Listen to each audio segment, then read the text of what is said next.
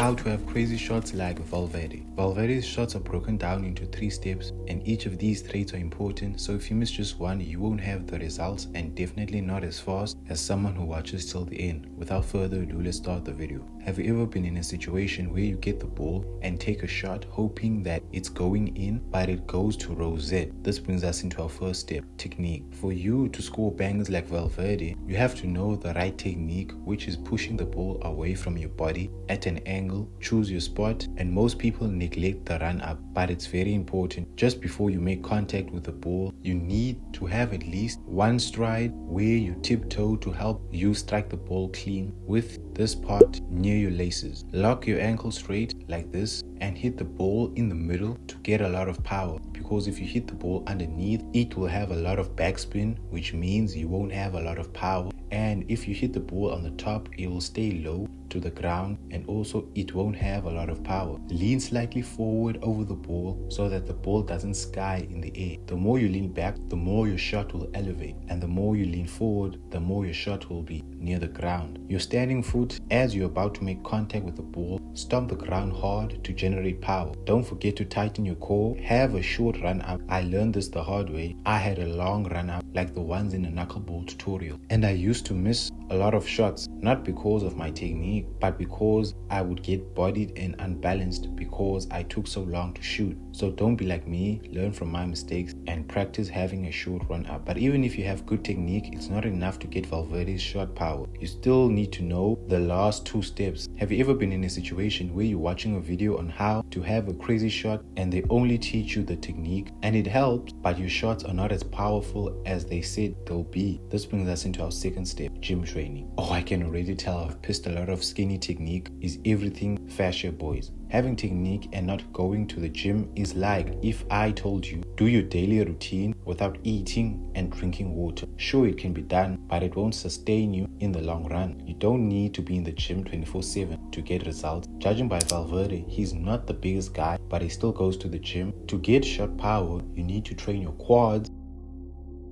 hamstrings, hips, and core. The difference between technique only and technique plus gym training is if you miss-kick the ball, the guy who only trains technique, their shot will not go anywhere. But the person that trains technique and goes to the gym, their shot will still travel to the goal because of the strength they developed in the gym. Have you noticed Valverde's shooting leg when he's about to shoot? It's at a pretty awkward angle. It's similar to an elastic band. The further you pull an elastic band, the further it will travel. Same goes with shooting a football. The further your kicking leg can go backwards, the more power you will get in your shots. So how do we get our bodies to maintain these awkward angles without getting injured? This brings us into our final step, stretching and mobility sessions. Have 2 to 3 mobility or stretching sessions per week. Here are my go-to videos for these sessions.